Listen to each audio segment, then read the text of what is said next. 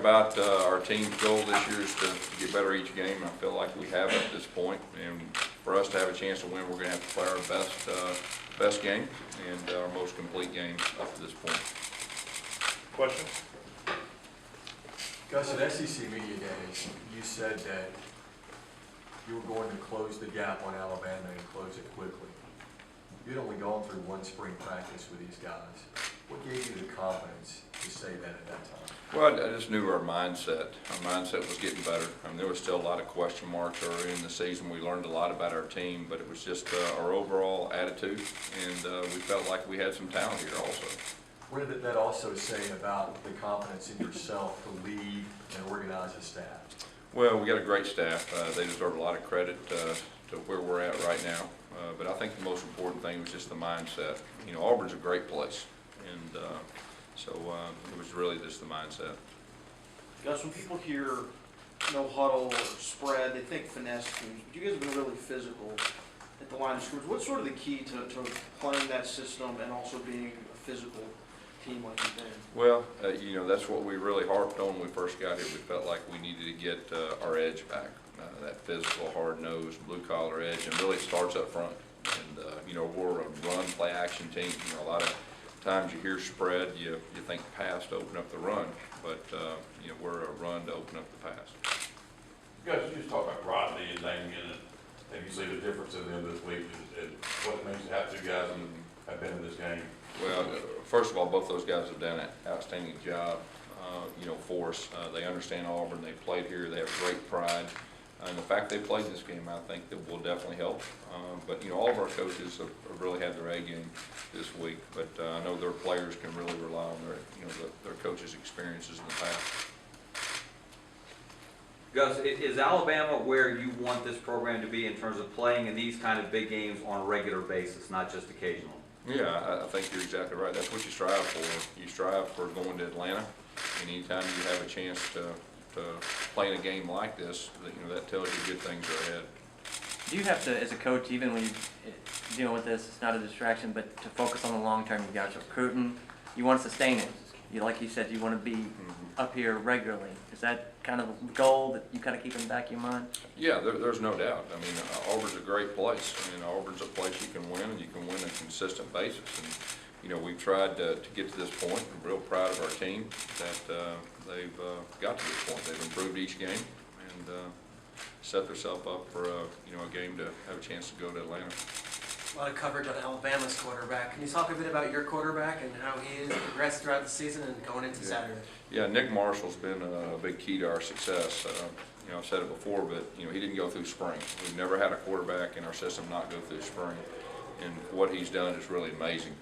You know, he was learning the offense on the go on Saturdays, and we were learning a lot about him. But he is a tough customer. He's mentally tough. He's physically tough. He's a great competitor, and he's earned his teammates and coaches' respect. Coach, on paper, it looks like maybe the biggest matchup is going to be Alabama's defense, allowing only 91 yards rushing per game, and your offense going against that. What do you see as the biggest matchup heading into this weekend? Well, I think that's one of them. I mean, obviously, you know, they're very good against the run, and we're pretty good running the football. I think that'll be a big key. But at the same time, they've got an outstanding offense, and we've got to find a way to make them uncomfortable and slow them down. Gus, what do you live by every day as a coach that helped turn this thing around from last year? You know, we've taken it one day at a time, and we've tried to improve each practice and each game. And I've said this before, it sounds like coach speak, but that was exactly how we did it. And you know, our coaches have done a good job with our players of demanding that, and our players have done a good job of being disciplined enough to follow that. And that's been a big key. Over the years, when you prepared for Nick Saban and Kirby Smart defenses, do everything obviously before the game. When you get in the game, how often does it kind of take some time to kind of adjust the things they're doing, and what do they do really well in game on defense? Well, first of all, they're extremely talented at every position, and you know, from an offensive standpoint, you look for weaknesses and all that. And, you know, they've got very good players at every position. You know, usually you have a good idea of what they're going to do. It's just a matter of being able to execute and taking advantage of things when you have them. Yes, when you're playing a defense this good, performing well on third down, it's obviously incredibly important. Nick's statistics on third down are not terribly good. I mean, his overall statistics aren't very good, and the play against Georgia was on fourth down, but his third down stats aren't as good as his overall stats. What have you done to help him improve in those higher pressure situations? Well, as a coach, we've had a week off. You try to look back overall and you try to improve in all areas that you feel like you need to. Third down is definitely a big key, and it will be Saturday. They're very good in third down, and we've got to get better, and that'll be a big key to the game. You guys made that big jump after the first bye week. Is it fair to say it's what you're expecting this week? That's what we're hoping. I mean, anytime you have a bye week and you get a chance to, remove yourself from the moment, to look back on the things you really need to improve on and build upon those things you're good at, I think that definitely helps you.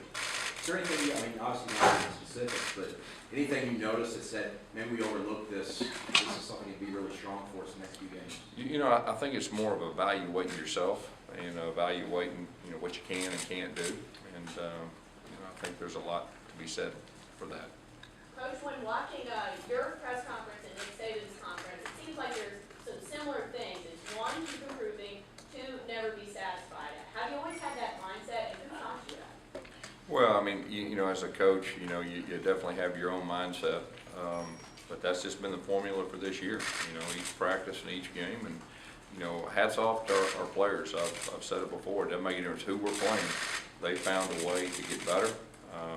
Whether it's a 1AA opponent or whether it's a top 10 opponent, they've had the same mindset, and they've been prepared each week, and we're going to need to do that again this Saturday.